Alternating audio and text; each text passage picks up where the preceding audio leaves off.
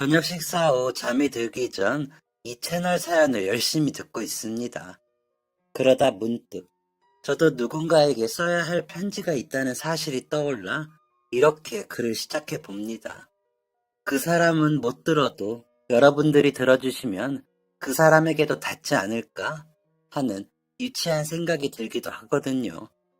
찬바람이 부는 이때쯤에는 항상 이렇게 마음 한편이 아리듯이 아파 저린 것 같아 오기도 합니다. 그 사람과 제가 처음 마음이 시작된 때가 이맘때였거든요. 저는 그 전부터였지만 그 사람에게 마음을 내비친 게 딱 요즘 같은 날씨였습니다. 동그란 얼굴에 하얀 피부, 그리 크지 않은 눈인데도 눈매가 그윽해 웃는 모습이 예뻤던 그 사람은 저에게 새로운 인생을 열어준 사람이었습니다. 당찬 성격에 부당함을 절대 지나치지 못했던 그 사람은 친절하기까지 해 주변 사람들에게도 인기가 많았습니다. 그런 사람 곁에 제가 있었다는 게 그 모든 순간이 행운이었죠. 제게 그 사람은 행운이자 행복이었거든요. 그 사람을 처음 만난 건 사회생활을 시작하며 입사한 회사에서였습니다. 나이는 저와 동갑이었는데 제 사수였거든요. 군대 생활을 마치고 복학을 좀 늦게 한 탓에 같이 입사한 동기들보다도 한두 살 나이가 많았던 저였기에 실수하고 싶지 않아 저는 남들보다 더 노력을 했습니다. 지금은 꽤나 커졌지만 그때는 중견 패션 회사였던 회사에서 저희는 정신없이 일했습니다. 그때는 야근이 많은 건 당연했고 밤새는 일도 많았습니다. 여기저기 공장 사장님들 비위 맞추는 일도 저희가 했어야 했고 납품 맞추려 여기저기 뛰어다니며 트럭에서 날을 샌 적도 있었습니다. 그러다 보니 서로 끈끈한 유대감이 생기기도 했고 회사가 잘못되는 상상만 해도 억울한 그런 날들이었습니다. 전쟁을 이겨내며 버틴 한국인의 저력을 생각하면 그 어떤 어려움도 헤쳐 이겨내고 야근 따위 해낼 수 있다는 농담을 할 정도로요. 지금은 뿔뿔이 흩어져 각자의 삶을 살고 있지만 그때는 세상 어디에 가더라도 서로는 만나자고 할 정도였죠. 큰 얘기들이라 그런 감정들이 영원할 줄 알았던 거죠. 그게 젊은 마음이었기에 가능했다고도 생각합니다. 그러면서 유대감은 사랑으로 발전하기도 했습니다. 그 사람과 제가 그랬죠. 동갑이라는 것 하나로 유난히 저를 챙기고 제가 한 실수를 누구보다 열심히 수습해주던 사수에게 저는 존경심을 가졌습니다. 멋졌습니다.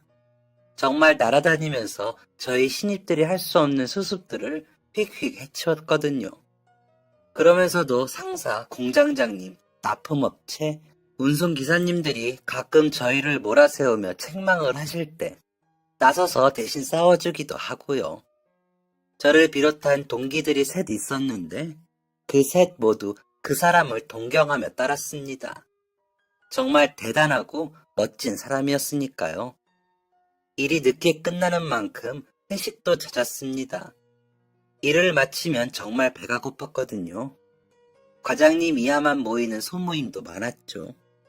솔직히 야근은 그 사람들이 다 했으니까요. 밥만 먹고 헤어질 때도 많았지만 거의 술을 마시고는 했습니다. 지금 생각해보면 그 시간에 들어가 잠을 자야 했는데 회식조차도 열정적으로 했습니다. 그래도 좋았습니다. 그 사람과 더 오래 있을 수 있었으니까요. 언제부터인지 모르게 저는 그 사람을 동경하다 못해 남몰래 좋아하고 있었습니다. 소위 짝사랑이었죠. 그런 그 사람은 제 마음을 아는지 모르는지 저에게 잘해주니 저의 마음은 점점 더 커질 수밖에 없었습니다. 하지만 워낙 소심한 성격의 저는 고백도 못하고 소가리만 했습니다. 동경으로 시작된 마음이다 보니 감히 그 사람 곁을 제가 차지하겠다는 상상도 못했습니다. 그러던 어느 날 노총각 과장님이 그 사람에게 혜경씨, 내가 그냥 하는 말이 아니라 진지하게 생각해보라고 말하는 건데 나랑 사귀는 거 어때? 라며 모든 팀원이 밥을 먹는 자리에서 고백을 해버리는 겁니다. 모두가 눈이 동그래져서 모두 그 사람을 바라봤습니다. 그러자 그 사람은 호탕하게 웃으며 에이, 과장님, 조금만 빨리 말씀하시지 그랬어요. 저 좋아하는 사람 얼마 전에 생겼는데. 아쉽지만 다음 생에는 좀 더 빨리 말씀하세요. 이번 생에는 과장님 순서가 없네요. 라며 쌩긋 웃으며 과장님을 보더라고요. 여기저기 웃음을 참는 사람도 있고 모르는 척 일어나 담배를 피우러 나가는 사람들도 있었습니다. 나중에 알고 보니 그 과장님이 여사원들을 상대로 여기저기 찔러보며 바람을 피우고 다니기로 유명했더라고요. 그래서 그만둔 직원들도 꽤 되고요. 그러다 그 사람에게 꽂혀 사람들이 있건 없건 그렇게 찝쩍거렸는데 그때마다 그 사람은 그런 식으로 웃으며 거절을 했다고 하더라고요. 안 넘어오는 그 사람을 망신 주고 싶었던 과장님은 나름 회심의 한 방으로 사람들 많은 데서 그런 건데 그마저도 우습게 차이고 말았던 거죠. 저는 그 사람의 당참에 다시 한번 반했습니다. 어쩜 그렇게 그런 순간에 망설임 없이 말할 수 있는지 대단하다고 생각했습니다. 저였다면 대답도 못하고 땀만 삐질 흘렸을 것 같았거든요. 그렇게 저와 다른 그 사람의 면모가 더 끌렸을지도 모르겠습니다. 너무 매력적이게 느껴졌으니까요. 상대방이 무례하지만 않다면 오히려 다정다감한 그 사람은 언제 어디서나 빛이 났습니다. 보고 있는 것만으로도 기운이 났고 그 사람에게 잘 보이고 싶어 뭐든지 더 잘하고 싶어졌습니다. 그래서 전보다 더 열심히 일을 했고요. 정말 최선을 다했습니다. 그러다 보니 유일하게 쉬는 일요일에는 기절하듯 잤습니다.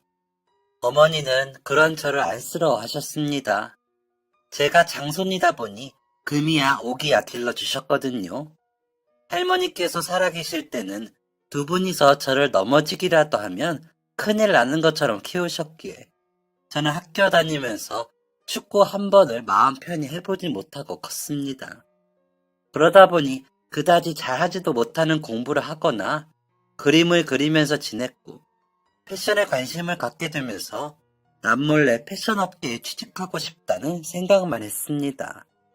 하지만 집에서는 경영학과나 법학과에 가길 원하셨기에 저는 서울 중위권의 대학의 경영학과에 진학했습니다. 저의 바람과는 전혀 상관이 없던 진학이었기에 흥미를 갖지 못했고 몰래 아르바이트를 하며 디자인 학원을 다니며 취미로 알기만 해보자 했었죠. 그러다 군대에 갔는데 선임 한 분이 그림 그리는 저를 보시더니 야, 너는 이렇게 잘 그리면서 왜 미대를 안 갔어? 하시는 겁니다.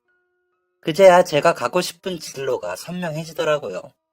그래서 복학을 하지 않고 디자인 학원을 다녔습니다. 그러다 얼마 가지 않아 부모님께 들켰죠. 난리가 났고 다시는 디자인하지 않겠다고 다짐을 하라며 다그치시는 바람에 약속을 했고 복학을 했습니다. 취업을 해야 할 때가 다가오자 저는 근질근질해졌습니다. 부모님께는 취업 준비한다고 하고 다 패션 회사에만 지원했습니다. 패션 회사라고 해서 다 디자이너만 있는 것은 아니니까요. 그냥 소심한 반항으로 패션 회사에라도 다니고 싶었거든요. 그러다 합격을 하고 다니게 되면서 거의 매일 야근하랴 회식하랴 번번이 늦으니 어머님 눈에는 고생스러워 보이셨는지 몸에 좋다는 건 다 해주셨던 것 같습니다. 저보다 어머니가 더 고생이실 정도였습니다. 아침마다 직접 달인 각종 건강즙을 챙기시는 건 물론이었고 식사에도 엄청 공을 들이셨죠. 어머님은 본인 음식에 자부심을 가지신 분이시기에 항상 최고의 밥상을 차리시는 게 자랑이자 보람이셨습니다. 항상 넘치는 사랑을 주시는 어머님께 고마웠기에 말씀을 어긴 적 없이 살았습니다. 아버님도 크게 목소리가 크신 분이 아니셨기에 저희 가정은 저만 말썽이 없으면 큰 소리가 날 일이 없는 집이기도 했고요. 그래서 제 능력에 한해서 최선을 다했고 그 정도의 저를 부모님은 인정해 주셨었습니다. 그래서 제가 디자인을 하겠다 했을 때 많이 놀라 하셨던 것도 있었을 겁니다. 외가 쪽에 미술 관련 일을 하시는 분이 계신데 상당히 어렵게 사시다 돌아가셔서 그쪽 일은 아무래도 생계를 위해서 하지 않는 것이 좋다는 인식이 있으셨던 분들이었거든요. 고루한 옛날 분들이신 걸 알면서도 그때는 좀 고집을 부려봤던 것 같습니다. 어차피 그쪽 분야에 뛰어나신 분들이 많아 본격적으로 해볼 엄두도 안 났으면서 늦은 사춘기였는지 괜히 그래보고 싶었던 것 같기도 하고요. 그런 아들이 그래도 정신 차리고 회사를 다닌다고 다니니 어머님은 더 마음이 쓰이셨을 겁니다. 그 마음 헤아릴 수 있었기에 어머니가 주시는 건 다 잘 먹고 마셨습니다. 어머니가 절 사랑하시는 만큼 저 역시 어머님을 사랑했으니까요. 제가 그렇게 저항 없이 굴어야 어머니가 행복하시다는 걸 알고 있었거든요. 뿌듯해 하시는 표정이 싫지 않았고요. 아버지도 특별히 어머니와 문제가 생길 일은 안 하시는 성품이셨기에 어머니는 두 남자를 챙기시면서 행복감을 느끼셨고, 나는 너희 아버지랑 너가 이렇게 잘 먹고 건강한 게 너무 좋다. 내가 이 세상에 태어난 게 아버지랑 너 챙기려고 태어난 것 같아. 라고 하실 정도였습니다. 그저 집안일을 완벽히 하시는 게 세상의 전부인 분이셨고, 그로 인해 저와 아버지가 멀끔해지는 걸 보람으로 여기신 거죠. 집안일 자체가 티도 안 나면서 오랜 시간이 걸리고 힘도 많이 들고 어지간한 정성으로는 쉽게 할 수 있는 일이 아니란 걸 어릴 적부터 봐서 알고 있기에 감사했습니다. 그저 제가 무탈하고 건강히 일상을 이어가기만 하면 효도하는 거라고 하시는 부모님께 반항을 하거나 미움을 살 일이 없기도 했고요. 그렇게 고요한 호수 같은 제 마음에 그 사람은 조약돌을 계속 던졌습니다. 본인이 그러고 있는 줄도 모르고 던지는 그 사람에게 제 파동은 닿지 않을 거라 생각하고 지레 먼저 포기를 했었죠. 하지만 사람 일은 정말 모를 일이었습니다. 어느 날처럼 가벼운 회식을 마치고 각자 흩어지려는데 그 사람이 성호씨, 미안한데 나 좀 도와줄래? 라며 따로 부르더라고요. 그 순간에 어찌나 떨리던지 얼굴이 붉어지는 게 느껴졌습니다. 술을 마신 게 얼마나 다행이라고 생각했는지 모릅니다. 네, 선배, 뭘 도와드릴까요? 라며 물으니 내가 저녁을 먹은 게 체했는지 속이 너무 안 좋아서 그런데 이 시간에 약국문은 닫았을 테고 어디 가서 탄산 음료라도 좀 사다 줄래? 이대로 택시 타면 큰일 날 것 같아서 라는데 정말 안색이 너무 좋지 않더라고요. 그래서 얼른 가방을 뒤졌습니다. 다행히 어머니가 챙겨주신 상비약이 있더군요. 선배, 제가 물을 좀 사올게요. 이 약 드시면 될 것 같아요. 소화제예요. 라며 내밀었습니다. 약을 받아들던 그 사람은 어쩐지 성우 씨한테 부탁하고 싶더라. 물은 됐어. 그냥 삼켜볼게. 라며 웃더라고요. 어휴, 무슨 약을 물도 없이 마셔요. 제가 얼른 가서 사올게요. 기다리세요. 라고 답을 하고는 근처 슈퍼에 가 물을 사서 건넸습니다. 얼른 약을 먹더라고요. 그런 그 사람 곁에 앉아 어머니가 제게 해주셨던 것처럼 손을 주물러 주고 등을 쳐주었습니다. 시간이 얼마나 흘렀는지 모르겠지만 그 사람과 그렇게 있을 수 있었던 그 시간이 솜사탕 같다는 생각을 했습니다. 쌀쌀한 날씨였지만 봄처럼 몽글거렸죠. 그 사람의 아파하는 모습이긴 했지만 곁에서 그렇게 그 사람을 오로지 혼자 보고 있을 수 있어 좋았습니다. 그저 그것만으로 저는 좋았습니다. 그러는 동안 그 사람은 약을 먹고 좀 괜찮아졌는지 성우 씨 고마워. 덕분에 많이 좋아졌어. 라더니 웃더군요. 그런 그 사람의 얼굴을 보고 무슨 생각이었는지 좀 걸으실래요? 라고 물었습니다. 그 사람은 늦었는데 괜찮겠어? 나는 집이 멀지 않아서 걸어갈까 했거든. 그러면 소화가 좀 될 것 같아서 라더군요. 그래서 그럼 가시는 데까지 같이 걸어요. 저도 좀 걷고 싶네요. 라고 답하고는 일어나 그 사람과 걷기 시작했습니다.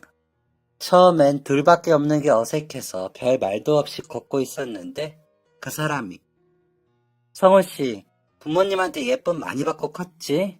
딱 티가 나. 나 같은 쌈딱이랑은 다르게 우아하다고 해야 할까? 라며 말문을 열더라고요. 부모님이 워낙 성품이 온화하세요. 그래서 재미없죠. 저도 알아요. 라고 답하고 웃었더니, 아니, 그런 뜻이 아니고 항상 생각했었어. 성훈 씨는 귀티가 난다고. 오해하지 마. 라며 허둥거리는 그 사람에게, 알아요. 선배도 매력 있어요. 당차고 씩씩하고 정의롭고 유연하고 지혜롭고 순발력 있고 자상하고 정도 많고 라고 말하는 저를 그 사람이 빤히 보는 게 느껴졌습니다. 그래서 말을 멈추고 그 사람을 봤더니 내 이야기 하면서 그렇게 웃는 사람 처음 봐. 와, 내가 되게 괜찮은 사람 같네. 라면서 웃더군요.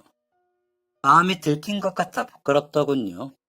그 마음이 드러나는지 얼굴이 붉게 되는 게 느껴지고요. 당황해서 저는 고장난 로봇처럼 뭐라고 답도 못하고 그게 라며 허둥거렸습니다. 그런 저를 본 그 사람은 크게 웃으며 알았어, 알아. 성우 씨 같은 사람은 나 같은 사람 안 좋아하는 거 오해 안 해. 라고 하더군요. 그 순간 취하지도 않았던 술이 다시 올라오는 것 같은 기분이었습니다. 무언가에 휘몰아치는 것 같은 느낌이 들더니 아니요, 저 선배 좋아해요. 라고 말해버렸습니다. 그런 저를 본 그 사람은 갑자기 멈춘 화면처럼 멈춰서더군요. 그런 그 사람에게 전부터 선배 좋아했어요. 그런데 너무 대단한 사람이라 감히 고백도 못하고 혼자 몰래 좋아했어요. 선배 같은 사람을 저는 좋아하면 안 되나요? 라고 물었습니다. 그러자 그 사람은 성우 씨가 왜? 뭐가 아쉬워서? 나를 좋아해? 라며 대묻더라고요. 그때 그 사람의 눈은 너무 놀라 엄청 동그래져 있었습니다. 선배가 어때서요? 얼마나 멋진 사람인데요. 라고 말을 하는 제 목소리가 떨리자 그 사람은 제 손을 잡더니 춥다 성훈씨 우리 걷자 라고 하더라고요. 그렇게 얼마를 걸었는지 모릅니다. 10월의 밤거리는 겨울과는 다르게 오소소 돋는 소름이 느껴지는 은근한 추위가 있었습니다. 그런 추위가 가슴에 스며드는 것인지 그 사람에게 제 마음을 표현해서인지 그날 밤 길을 걷는 제 마음은 시원한 느낌이 들기도 했습니다. 걸음을 멈춘 그 사람은 여기서부터는 혼자 갈게. 저기가 우리 집이야. 여기까지 데려다줘서 고마워. 라더니 잡은 손을 놓고 가버렸습니다. 대문으로 들어서는 그 사람을 뒤에서 바라보며 저는 괜한 소리를 했나 싶었지만 못할 거라고 생각했던 말을 해서인지 후회가 되진 않았습니다. 집으로 돌아가기 위해 탄 택시 안에서는 웃음이 났습니다. 나중 일이야 어찌됐건 제 마음을 표현해 보기라도 한 게 어디냐는 생각이 컸거든요.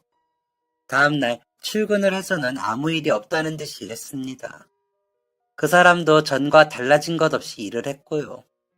괜히 표를 냈다가 못나 보일 것 같아 더 일을 잘하려고 애를 쓸 뿐 티내지 않았습니다. 그 사람에게 못하는 모습을 보이고 싶지 않은 마음이 더 커지기도 했고 그 사람을 불편하게 만들고 싶지 않기도 했거든요. 그렇게 그 사람과의 그 일은 그저 그렇게 잊혔습니다. 일은 계속 많았고 그만큼 회식도 여러 번 했고 피곤해 절어 쓰러진 일요일도 여러 번 지났으니까요. 저만 기분 좋은 추억으로 남는 줄 알았습니다.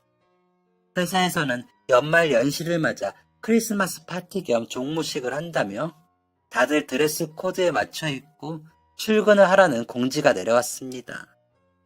회사에서 정한 레드와 블랙으로 옷을 입고 모인 직원들은 지친 기색보다 들뜸이 더 엿보였습니다. 패션 회사 직원들답게 다들 멋을 내니 좀 더 멋져 보이더라고요. 특히나 그 사람은 평소에도 돋보이던 패션 센스가 더 돋보이더군요. 까만색 앙고라 니트에 검은 트위드 스커트를 입고 붉은 재킷을 입은 모습은 튀지는 않아도 센스가 좋아 보였습니다. 화장에도 신경을 썼는지 조금은 짙어 보이긴 했지만 과하지 않았고 예뻐 보이더라고요. 그 사람을 보고 있었지만 보지 않는 척하려고 애를 썼습니다. 괜히 불편하게 만들까 걱정이 됐거든요. 종무식을 마치고 파티를 위해 장소를 이동할 때도 모두 즐거운 모습이었습니다. 저도 약간은 들떠 동기들과 더 많이 웃었습니다. 그 사람도 즐거운지 더 많이 웃더군요. 그렇게 그날도 조금은 즐거운 하루가 지나고 있었습니다. 파티가 끝나고 나면 다음 날은 크리스마스였기에 조금은 더 흥에 취해 술을 마셨던 것 같습니다. 회사에서는 더 큰 마음을 먹었는지 샴페인과 와인을 대량 풀어 영화에서나 보던 파티를 하는 듯한 기분이 들기도 했고요. 파티 장소를 빠져나와 각 부서별로 회식을 가자며 뭉치기 시작하더군요. 다들 이대로 헤어지긴 아쉬웠는지 회식에 합류하는 인원이 대다수였습니다. 저희 부서도 자주 가던 식당에 전화를 하고 이동을 했습니다. 몇몇이 데이트가 있다며 빠지긴 했지만 거의 식당에 모이더라고요. 저와 동기인 한 친구는 이렇게 차려입고 크리스마스 이브에도 회사 사람들하고 함께 해야 하는구나. 형, 우리 여자친구는 사귈 수 있을까? 라며 울상을 짓더군요. 식당 이모님은 아이고 오늘 같은 날 회식이 뭐야? 인물값들도 못해? 라며 술을 내려놓으셨고요. 하지만 이미 마신 샴페인과 와인의 취기덕인지 우리는 더 흥이 났고 실컷 더 먹고 마시고 노래방까지 갔다가 3차를 외치는 인원들을 택시 태워 보내며 회식을 마무리 지었습니다. 그러고 나니 그 사람과 제가 남았더군요. 서로를 확인하고 어색해하고 있는데 성훈 씨, 오늘도 같이 걸을까? 하더군요. 그 사람의 그 말을 기다리기라도 한 것처럼 저는 그 사람 쪽으로 걸었습니다. 묵묵히 걷고 있는데 그 사람이 저기 성훈 씨, 사실 내가 고등학교 때 큰 수술을 했었어. 위암이었는데 자꾸 코피 나고 쓰러져서 큰 병원 갔다가 발견했거든. 다행히 1기에서 2기로 넘어가는 중이어서 수술하고 항암 치료받고 완치 판정까지 받았지. 우리 아빠가 위암으로 나 중학교 때 돌아가셨거든. 엄마는 아플 때 도망갔고 우리 할머니가 아빠 그렇게 보내고 내 병수발까지 하느라 엄청 고생하셨어. 그래서 내가 그거 갚는 중이야. 라며 웃더군요. 아무 대답도 못하고 있는 제게 그 사람은 계속 이야기를 했습니다. 병치레하느라 고등학교는 자퇴했다가 검정고시 보고 겨우 제 나이에 대학 갔어. 그때는 완치 판정 못 받아서 술도 못 먹고 미팅도 못하고 그랬다. 나 지방 국립대 나온 거 알지? 그것도 겨우 갔어. 그런데도 할머니 때문에 살려고 노력을 하다가 서울에 회사 취업해 할머니한테 월급 갖다 주는 재미로 살아. 연애도 못 해봤어. 다시 아프면 안 된다는 생각에 연애는커녕 친구들도 안 만났거든. 졸업 앞두고 완치 판정 받고 회사 들어와서야 겨우 술도 마셔봤고 그렇게 악바리처럼 아등바등 하는 것도 다 아프면서 깨달은 게 있어서 그래. 아파서 누워있던 시간만큼 더 열심히 살고 싶었거든. 시간은 다시 돌아오지 않으니까 매 순간 다 열심히 하고 싶었어. 라고 말하고는 제 손을 잡더군요. 그러면서 그래서 말인데 성호 씨 마음이 그때 같다면 나 성호 씨랑 연애라는 걸 좀 해보고 싶은데 괜찮겠어? 라고 묻는데 심장이 멈추는 것 같았습니다. 그런 그 사람의 마음이 변할까 싶어 얼른 산타 할아버지가 제게 선물을 주시나 봐요. 진심이죠? 라고 물으며 그 사람을 와락 안아버렸습니다. 그날부터 그 사람과 저는 연인이 되었습니다. 회사 사람들에게는 들키지 않으려 노력했습니다. 아무래도 일하는데 지장이 있을 것 같기도 했고 구설수에 오르내릴 수 있으니까요. 그러다 보니 항상 회식 후 걸으며 데이트를 하게 되더군요. 물론 일요일에도 만나 극장도 가고 야구장도 가고 놀이동산도 가고 뮤지컬도 보고 맛있는 식당도 가긴 했지만요. 헤어지기 싫어 그 사람의 집 앞을 몇 번이고 오고 가고 회식할 때도 일부러 빨리 파하길 바라고 그랬습니다. 그런 저에게 어머니는 연애하니? 누구야? 어떤 아가씨야? 라며 물으시더니 예, 그러지 말고 집에 데리고 와. 우리 아들이 만나는 여자를 엄마 아빠가 얼굴은 알아야지. 라고 하시더군요. 어머니의 염려와 마음이 어떤지 알았지만 그 사람이 혹시나 부담스러울까 싶어 조심스러웠습니다. 그래서 어머니, 제가 때가 되면 인사시킬게요. 아직 저희끼리 좀 더 만나보고 말씀드릴게요. 라고 말씀드리고는 달래드렸습니다. 확실하게 결혼하자고 프로포즈를 한 다음 인사를 시키고 싶었거든요. 그래서 언제가 좋을지 기회를 엿보고 있었습니다. 저는 꼭 그 사람과 결혼하고 싶었거든요. 그러다 일요일에 데이트를 하고 그 사람을 집에 데려다 주며 저기 내가 조만간 할머니께 인사를 좀 드리고 싶은데 괜찮을까? 하고 물었습니다. 가슴이 쿵쾅거리고 식은땀이 났습니다. 그 사람은 그런 제 마음도 모르고 그래 라며 흔쾌히 답하더니 안 그래도 할머니가 성호씨 되게 궁금해하시더라. 손녀 사이 보고 싶다고 라며 웃더군요. 그래서 그래서 말인데 우리 결혼하자. 내가 진짜 열심히 잘할게 라며 준비한 목걸이를 내밀었습니다. 작은 다이아가 박힌 기본형 목걸이였는데 그 사람은 눈물이 그렁그렁한 채로 고개를 끄덕이며 기뻐했습니다. 그 바로 다음 일요일에 할머니께 인사를 갔습니다. 할머니는 음식을 잔뜩 차리고서 저를 맞이해 주시고는 우리 혜경이가 좀 부족해도 잘 보듬어줘요. 잘 부탁해요. 라며 눈물까지 훔치셨습니다. 그 사람의 고모님도 같이 계셨는데 우리 엄마가 손주 사이 될 사람 온다고 얼마나 좋아했는지 몰라. 이제는 내가 모실 테니까 우리 혜경이 행복하게 해줘요. 라고 하셨습니다. 그리고 그 다음 주에는 저희 부모님께 인사를 드리러 그 사람이 저희 집에 왔습니다. 어머니는 예상대로 엄청 차리시고 기다리셨습니다. 그 사람이 사온 꽃다발과 고기 세트를 내밀자 어머, 뭐 이런 걸 고마워요. 라며 웃으시면서도 그 사람을 살피시는 게 보였습니다. 불편하게 하시는 것 같아 말리려 했지만 그 사람이 제 허리춤을 지그시 당기며 눈치를 주기에 저는 그저 잠자코 있었습니다. 식사를 마치고 과일과 차를 내오신 어머니는 이것저것 물으시면서 본격적으로 그 사람의 신상에 대해 알아보시더군요. 출신 대학과 집안 사정을 들으시고는 제가 봐도 눈에 띌 정도로 표정이 안 좋아지시더군요. 그 사람이 상처받을 것 같아. 어머니, 힘들 수 있는 와중에도 너무 밝게 잘 자랐죠? 회사에서도 정말 대단해요. 라고 거들었습니다. 그제야 그 사람이 저를 보고 웃더군요. 그러더니 아마 제 부모님이 안 계신 것과 할머님이 키워주신 것 때문에 어머님, 아버님이 걱정이 많으실 거라고 짐작합니다.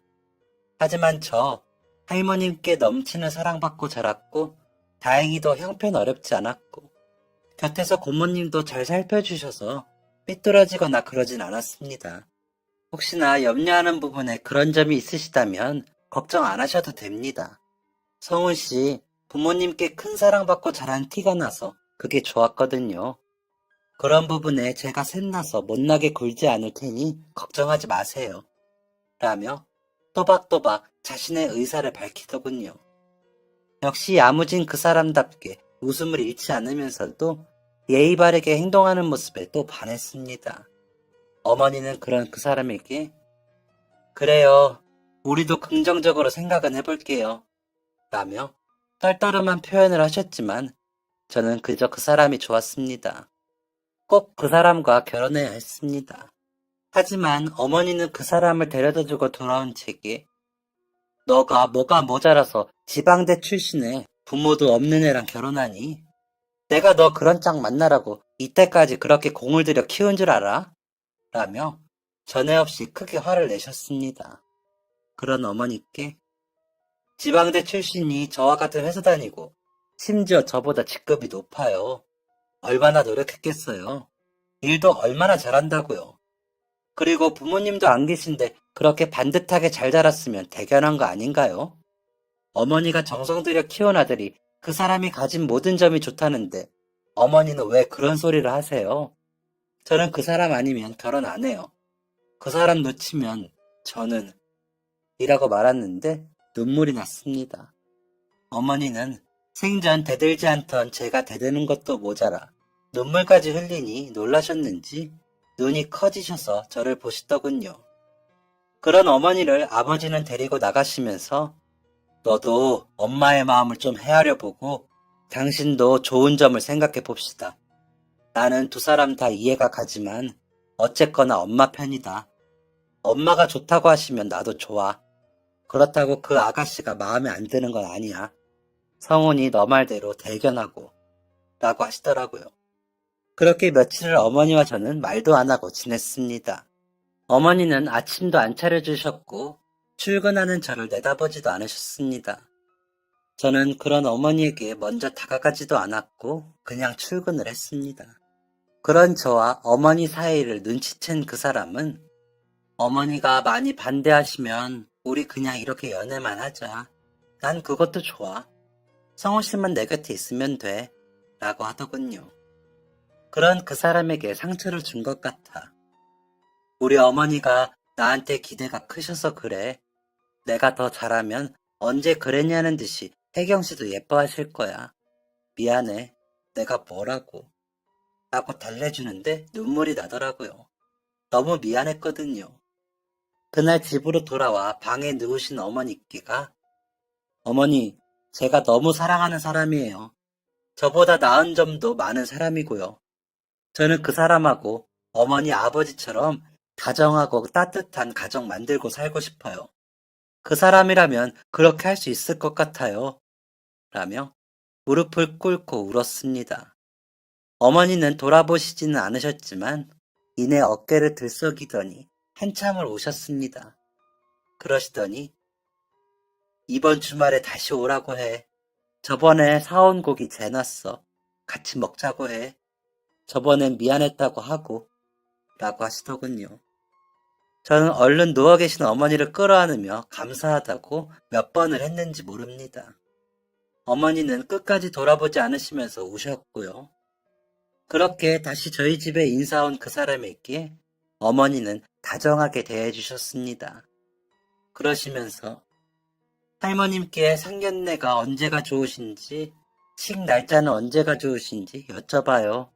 라고 하시더라고요. 그렇게 결정이 나고 상견례를 하고 나니 식장 정하고 날짜가 정해지고 청첩장을 찍어 여기저기 돌리느라 더 정신없이 바빠졌습니다. 회사 사람들은 배신감까지 느껴진다는 사람, 정말 저희가 연애할 거라고 상상도 못했다는 사람들이 호들갑을 떨며 축하해줬습니다. 최대한 바쁘지 않은 시기에 식을 올리기 위해 한여름 휴가철에 식을 올리기로 했습니다. 그래야 신혼여행도 다녀올 것 같았거든요. 휴양지로 가서 빈둥거리며 놀고 오고 싶었거든요. 신혼집은 저희 집과 처갓집 중간인 회사 근처로 정해졌습니다. 작은 빌라 전세였지만 둘만의 공간이 생기고 그곳을 꾸미느라 둘이 여기저기 알아보면서 얼마나 즐거웠는지 모릅니다. 빈 벽에 그 사람과 저의 캐리커처를 그려넣으며 깔깔 웃던 그때가 얼마나 행복했는지 모릅니다. 정말 우리 둘만의 보금자리가 된 것 같았거든요. 결혼식에서 그 사람은 정말 예뻤습니다. 그렇게 아름다운 사람과 결혼할 수 있어 너무 행복했습니다. 아내를 위해 열심히 노력하겠다고 결심을 하고 또 했습니다. 신혼여행을 다녀오고 얼마 후 아내는 입맛이 없다고 하다가 헛구역질을 하더군요. 혹시나 몸이 안 좋나 걱정을 했는데 아내는 저에게 큰 선물을 내밀더군요. 임신이었습니다. 제가 아빠가 된다고 생각하니 그 기쁨이 이루 말할 수 없었습니다. 고마워 자기야. 내가 아기랑 당신한테 진짜 잘할게. 라며 아내를 안고 덩실거렸습니다. 아내도 나 진짜 잘할 수 있을까? 너무 긴장돼. 라며 웃었습니다. 더 예뻐 보이는 아내에게 필요한 게 있다면 다 해줬습니다. 아내 닮은 딸이면 더 좋겠다고 바랐습니다. 행복한 말들이 이어졌지만 아내는 힘들어했습니다. 입덧이 심했거든요. 먹고 싶다고 해 사다 주거나 양가 어른들께 부탁해 가져다 주면 얼마 먹지도 못하고 다 개워내면서 괴로워했습니다. 병원에 가 증상을 이야기했더니 그런 산모들이 있다며 넘기셨지만 살이 너무 빠지고 잘 때도 너무 쓰러지듯 잠이 드는 게 걱정이 돼 큰 병원에 가서 검사를 받아보기로 했습니다. 아무래도 아내가 암 치료를 받은 이력이 있기에 더 걱정이 됐거든요. 아내도 혹시나 싶어 많이 불안해했습니다. 검진 결과 아내의 위와 그 주변에 종양이 보인다고 하시는 의사 선생님의 말씀이 정확히 들리지 않더군요. 아내는 눈물을 흘렸고 저는 어떻게 하면 될까요? 라며 물으면서도 무슨 말을 하고 있는지 모르겠더라고요. 그런 저희에게 의사 선생님께서는 검사를 좀 더 해봐야 알겠지만 일단 모양이 좋지 않아요. 크기도 크고. 치료하려면 임신은 중지하셔야 하고요. 라는 의사 선생님의 말이 끝나기도 전에 아내는 나을래요. 라고 하더군요. 저는 정신이 없는 와중에도 무슨 소리야. 당신 치료부터 받아야지. 아기는 나중에. 라고 했습니다. 그런 제 손을 꼭 잡은 아내는 아니야. 아이 낳을래. 선생님, 저 아이 낳고 치료받아도 되죠? 라며 묻더라고요. 의사 선생님은 곤란해하시며 환자분 마음은 이해가 가지만 보시는 대로 위치랑 크기가 너무 좋지 않아요. 치료를 먼저 받으시는 게. 그리고 전처럼 초기가 아니라 라며 말끝을 흐리시더군요. 아내는 일단 생각을 더 해보고 올게요. 라더니 그대로 일어나 진료실을 나가버렸습니다. 저는 그런 아내를 설득하기 위해 애를 썼습니다. 하지만 아내는 회사로 사표를 내고는 아이를 낳고 수술을 하겠다며 고집을 부렸습니다. 저는 아이도 소중했지만 아내가 더 소중했기에 아내에게 아이 없이 우리 둘이 살아도 된다며 설득했지만 듣지 않더군요. 셋 다 살 수 있는데 왜 우리 아기를 포기해? 난 절대 그렇게 안 해. 아니 못해. 이렇게 내 뱃속에서 아이가 움직이는 걸 느끼는데 어떻게 그래? 라며 버티더군요. 할 수 없이 고모님과 할머님께 도움을 청했지만 아내는 완강했습니다. 사실을 아신 부모님도 아내를 설득하셨지만 아내는 흔들리지 않더군요. 그러는 사이 아내는 점점 마르고 고통스러워했습니다. 아이는 그런 것도 모르고 자라고 있는지 배는 점점 더 불러올랐죠. 저는 그런 아내에게 해줄 수 있는 것이 없어 마음만 졸였습니다. 아이를 낳고 휴직을 하고 아이를 돌보며 아내 병간호를 하기 위해 회사도 쉬지 못하는데 아내 혼자 고통스러워할 것을 생각하니 회사에서도 일이 손에 잡히지 않았습니다. 의사 선생님께서 너무 고통스러우실 거예요. 약도 거부하시니 저희로서는 정말 걱정스럽습니다. 라고 하실 정도로 아내는 그 고통을 아이에 대한 사랑으로 견뎠습니다. 그러면서도 아이 입힐 베넷저고리를 만들고 아이가 덮을 아이 이불을 만들고 아이 장난감을 사 모으면서 웃더라고요. 정말 아내가 존경스러웠습니다. 저라면 그렇게 할 수 있을까 싶을 정도로요. 아이가 36주가 되자 병원에서는 제왕절개를 권하셨습니다. 아내의 치료도 급한 상태였으니까요. 하지만 아내는 38주는 넘어야 한다면서 39주가 되는 날로 수술 날짜를 잡았습니다. 그렇게 저희 딸이 태어났습니다. 아이는 한눈에 아내를 닮았더군요. 아이를 닮은 아내는 엄마가 젖도 못 줘서 미안해 라며 울기만 했습니다. 아이가 태어나자 아내는 본격적으로 치료를 받기 위해 검사를 받고 수술 날짜를 정했습니다. 아내에게 집중하고 싶어 어머니께 아이를 부탁드렸죠. 아이를 낳고 몸조리는커녕 큰 수술을 앞둔 아내는 정말 눈뜨고 볼 수 없는 상태였습니다. 출산 직전에는 피를 토하기도 했고 음식은 거의 먹지 못해 링거를 맞으며 버텼거든요. 그런 아내가 낳아 아이와 함께 저희 보금자리로 갈 수 있다면 저는 그 어떤 희생도 할 수 있다고 생각했습니다. 차라리 나를 아프게 하시지 왜 아내를 아프게 하셨는지 신이 원망스러웠죠. 검사 결과 아내는 3기 위암이라는 판정을 받았습니다. 전이도 많이 돼 수술을 하더라도 꽤 많은 항암 치료를 받아야 한다고 하시더군요. 그렇게라도 아내가 살 수만 있다면 상관없었습니다. 아내는 수술을 앞두고 괴로워하면서도 나 대머리도 꽤 괜찮아. 내가 해봤잖아. 라며 웃었습니다. 아이는 어머니 집에서 잘 지냈습니다. 아이를 돌보시는 부모님께 죄송하긴 했지만 매일 아침 아이의 사진을 찍어주시라고 부탁드렸습니다. 그 사진을 뽑아서 보면 아내가 힘을 낼 것 같아서요. 수술에 들어가기 전 아이의 사진을 본 아내는 여보, 내가 얼른 건강해져서 우리 아가랑 당신한테 진짜 잘할게. 알았지? 라며 눈물을 흘렸습니다. 저는 아내에게 그 약속 꼭 지켜. 알았지? 라면서 아내의 손을 잡아주었습니다. 아내가 다시 웃으며 저와 산책을 하는 그날을 간절히 바랐습니다. 하지만 수술 경과는 좋지 못했습니다. 아내는 계속 제대로 먹지 못했고 그만큼 퇴원도 늦어졌습니다. 아이를 만나길 원했지만 어린아이를 병원에 데리고 오기가 힘들어 부모님이 찍어주신 사진을 현상에 가져다주는 수밖에 없었습니다. 아내는 제대로 먹지 못해 마르고 튼 입술로 사진에 뽀뽀를 하며 엄마가 얼른 나와서 갈게 라며 눈물을 짓고는 했습니다. 병원에서도 제대로 앉지도 못하고 기운 없이 누워만 있던 아내는 아이가 보고 싶은 마음을 노트에 적고는 했습니다. 뭐하러 그렇게 적어? 당신이 직접 가서 말로 해주면 되지. 라는 저에게 너무 할 말이 많은데 잊어버릴까봐 나중에 우리 미니가 다 커서 대학 갈 때쯤에 선물로 줄 거야. 엄마가 이때는 이런 마음이었다고.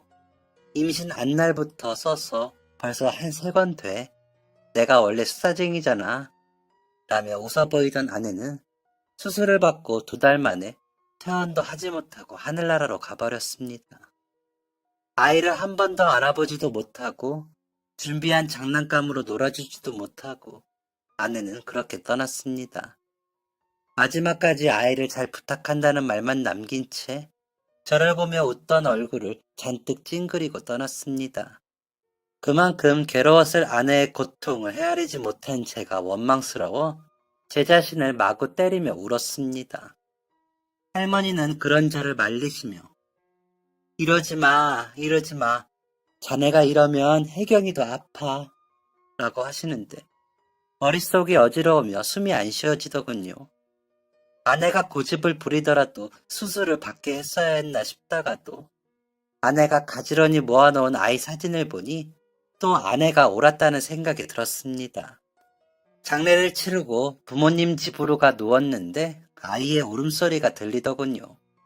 아이에게 엄마의 일을 어떻게 말해줘야 하는지 몰라 아이 곁에가 웅크리고 또 울었습니다. 어머니가 정신 똑바로 차려야 해. 민이 엄마도 없는데 아빠라도 정신 차려야 애를 키우지. 라고 하시는 말씀에 결심이 섰습니다. 하지만 아내가 없이 제가 어떻게 살 수 있을까 하는 생각에 두려움이 커졌습니다. 하지만 아이를 생각하면 저는 강해져야 했습니다. 아내와 살던 집을 정리하고 부모님 댁 근처로 이사하기로 했습니다.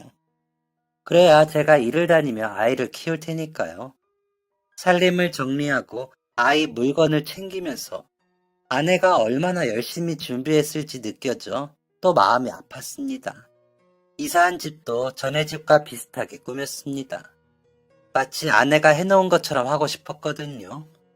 아침에 어머니가 오셔서 아이를 봐주시면 저는 출근을 하고 퇴근을 하면 어머니는 가시고 제가 아이를 돌봤습니다.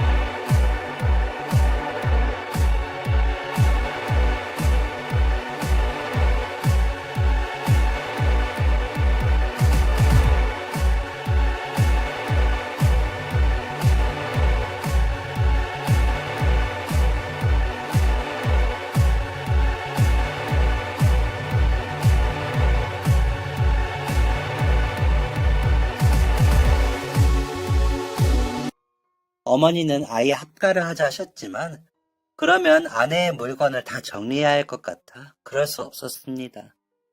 아이는 아내처럼 잘 웃었고 씩씩하게 잘 자라주었습니다. 아장아장 걸으며 이리저리 장난을 칠 때는 아내를 더 닮은 얼굴이라 마음 한구석이 저릴 때가 있긴 했지만 아이를 위해 버텼습니다. 회사에서는 직급이 올라가면서 전처럼 야근이 많지 않아 아이와의 시간을 더 보낼 수 있어졌습니다.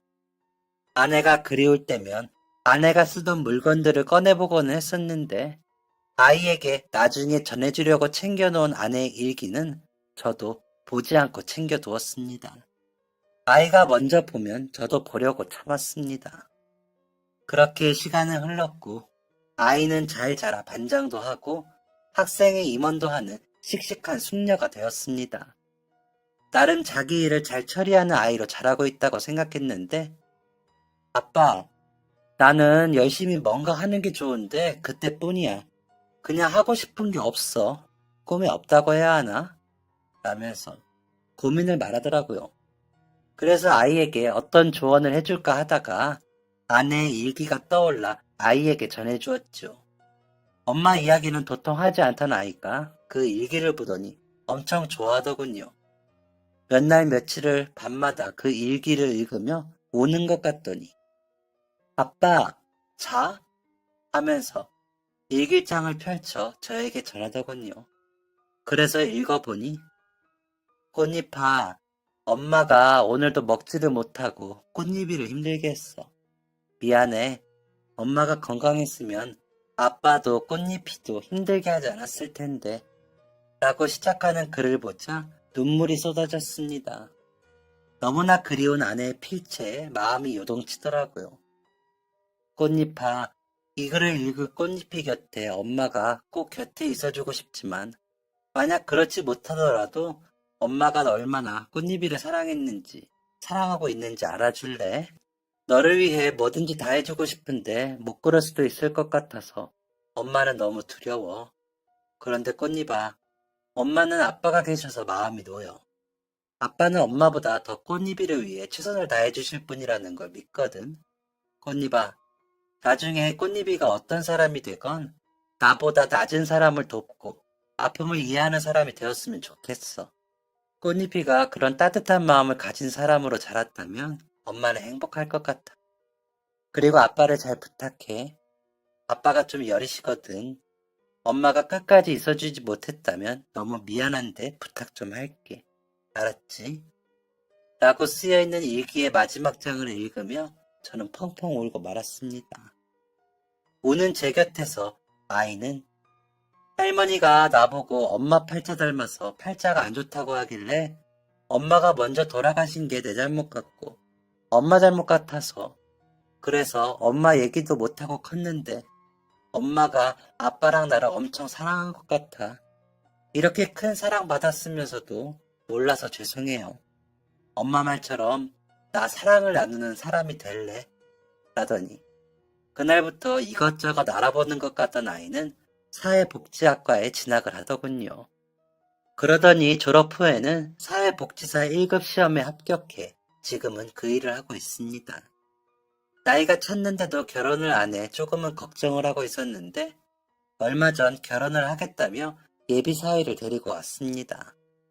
작은 사업체를 하면서 후원을 여러 군데 하는 사람인데 일을 하다 만났다면서요. 인물도 좋고 인품도 좋아 보여 마음이 놓이더라고요.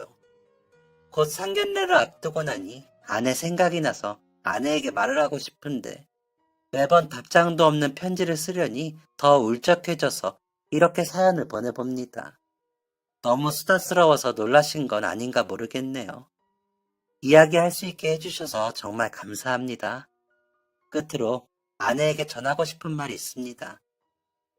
여보, 혜경아, 우리 딸 미니가 너무 좋은 짝을 데려왔어. 당신이 있었으면 호들갑을 떨며 상을 차렸을 텐데 그냥 밖에서 먹었어. 내가 어찌됐든 챙겨서 시집 잘 보내볼게.